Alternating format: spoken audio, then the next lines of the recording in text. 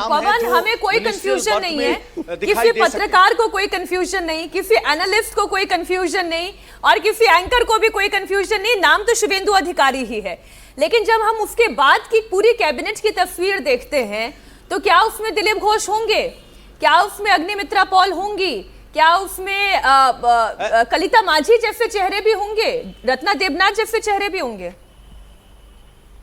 बिल्कुल बिल्कुल बिल्कुल, मैं उसी बात पर आ रहा हूं। अगर आप बात करेंगे तो दिलीप घोष और समीक भट्टाचार्य दो ऐसे चेहरे हैं जो आरएसएस बैकग्राउंड से हैं और उन्होंने बीजेपी को यहां खड़ा करने में अहम भूमिका निभाई है। 2016 में बीजेपी जब 3 सीटें जीती थी तो 1 सीट दिलीप घोष ने जीती थी उनमें से।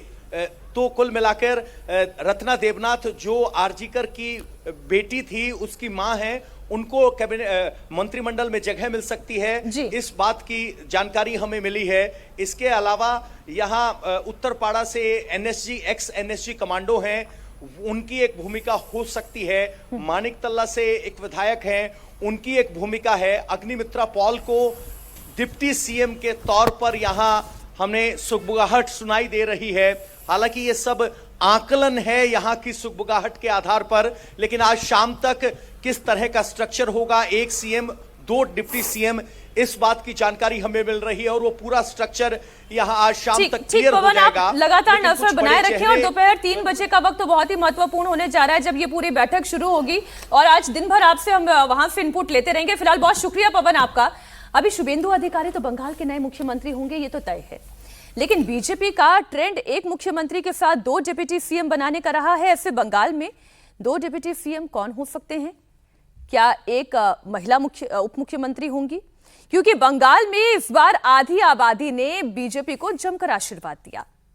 बीजेपी ने 34 महिलाओं को टिकट दिया था, इसमें 23 महिलाएं जीतकर विधानसभा पहुंची, यानी कि स्ट्राइक रेट 68% का रहा। बीजेपी कोटे से जो 23 महिलाएं जीतकर विधानसभा पहुंची हैं, उनमें पहला नाम अग्निमित्रा पॉल का है जो आसनसोल दक्षिण से जीती हैं और दूसरा नाम रूपा गांगुली का है, वो सोनारपुर साउथ से मुकाबला जीती। तीसरा नाम रत्ना देवनाथ का है जिसका जिक्र अभी हमारे सहयोगी भी कर रहे थे, जो पानीहाटी सीट से चुनाव जीत कर आई हैं और 28,000 के मार्जिन से वो चुनाव जीत कर आई हैं। आरजीकर रेपकांड विक्टिम की मां भी हैं। औसग्राम से कलिता माझी की बात करें, वो भी जीतकर विधानसभा पहुंची है। रेखा पात्रा की बात करें, पूर्णिमा चक्रवर्ती, तापसी मंडल, चंद्रा बावरी, नामों की फहरिस्त बहुत लंबी है, लेकिन जो 2 चेहरे इस वक्त हम आपको इस वक्त दिखा रहे हैं, अग्निमित्रा पॉल का है और रूपा गांगुली का। मैं पहले बात अग्निमित्रा पॉल की कर लेती हूँ। अजीत जी, अगर बीजेपी की तमाम महिला नेत्रियों में आप पश्चिम बंगाल में देखेंगे तो जो सबसे ज्यादा मुखर थी, सबसे ज्यादा एग्रेसिव थी, जो रीजनल इश्यूज पे बात कर रही थी, ऐसे नहीं कि ऊपरी तौर पर बात कर ली, बहुत ही रीजनल इश्यूज पे, महिला सेंट्रिक विषय पर, आरजीकर रेपकांड के बाद भी जिस तरीके का एक माहौल तैयार करने का मौका था, तो उसमें भी सबसे ज्यादा आगे अगर कोई चेहरा था तो वो यही थी। हाँ बिल्कुल, अग्निमित्रा पॉल ने लड़ाई लड़ी और उनका एक जो उससे अलग, जो जिसकी बात हम लोग लगातार कर रहे थे कि धार्मिक और सांप्रदायिक ध्रुवीकरण से अलग राज्य से जुड़े जो मामले, जैसे पलायन का मुद्दा जो उठाया उन्होंने कि 40 लाख 50 लाख बंगाल के युवा बाहर जाकर के नौकरी कर रहे हैं, इसको लेकर के वो स्ट्रीट पर इस बात को लेकर के बहुत मुकर रही, इंडस्ट्रीज बंद हो रही हैं, रोजगार कम हो रहे हैं, ये जो रियल इशूज़ थे, इन इशूज़ को उठा करके भी वो उन्होंने लड़ाई लड़ी। और एक फायर ब्रांड तरीका होता है जो लड़ने का, एक जो जैसे कांग्रेस में हम लोग, जब ममता बनर्जी जब कांग्रेस में थी तब से आप देखिए, या दीपा दास मुंशी को देखिए, या अभी हम लोग श्यामपुकुर से इस बार तो हार गई शशि पांजा, उनको देखिए, तो इस तरह के नेताओं में अग्निमित्र पॉल को रख सकते हैं कि वो इस तरह की लड़ाई लड़ती थी।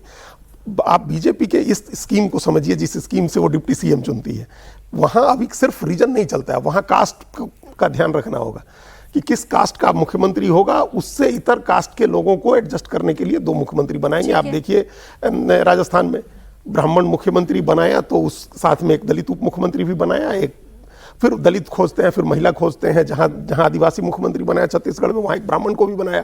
तो ये जो बैलेंस करना होता है कास्ट का इक्वेशन, जहां पिछड़ा बनाया वहां एक अगड़ा भी बनाया मध्य प्रदेश में। तो अगर आप पिछड़ा मुख्यमंत्री बनाते हैं तो अगड़े और दलित को एडजस्ट करना है, अगड़ा बनाते हैं तो दलित और एक पिछड़े को एडजस्ट करना है।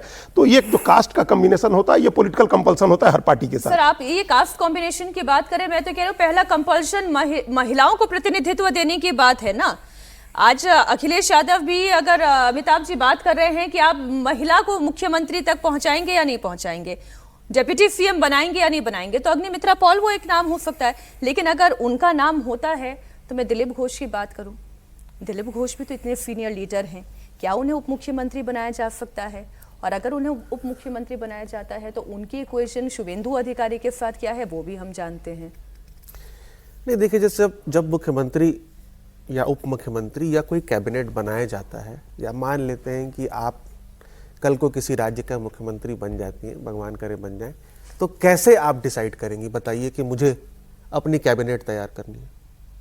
मैं रीजन का, कास्ट का और उसके साथ साथ मेरा इक्वेशन किसके साथ बेहतर है उसका भी ख्याल रखूंगी। इसका मतलब है कि अगर एक बहुत सेफ ऑप्शन होता है, सेफेस्ट ऑप्शन है, जिसकी जितनी संख्या भारी उसकी उतनी हिस्सेदारी, जितनी आबादी है और जिन समाजों की जितनी आबादी है उतनों को मंत्री बना दिया जाए, करेक्ट।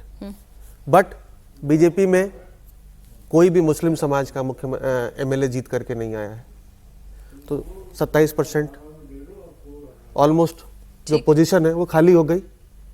अब उसमें किसको भरें? दूसरा ऑप्शन है कि जिन समाजों ने हमें सपोर्ट किया है ज़्यादा, हम उसके प्रोपोर्शन में लोगों को मंत्री बनाएं। यानी अगर मटुआ समाज ने हमें सपोर्ट किया है, ओबीसीज ने किया है, और इस बार भद्रलोक ने भी किया है ज़्यादा संख्या में, हम उन समाज से लोगों को दें।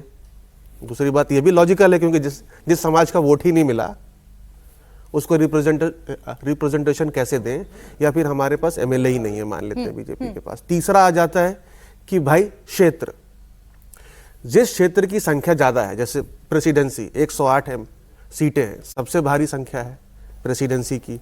मालदा मुर्शिदाबाद 49 सीटें हैं, लेकिन वहाँ भाजपा का रिप्रेजेंटेशन कम होगा क्योंकि वो ज़्यादा माइनॉरिटी हैवी एरियाज हैं।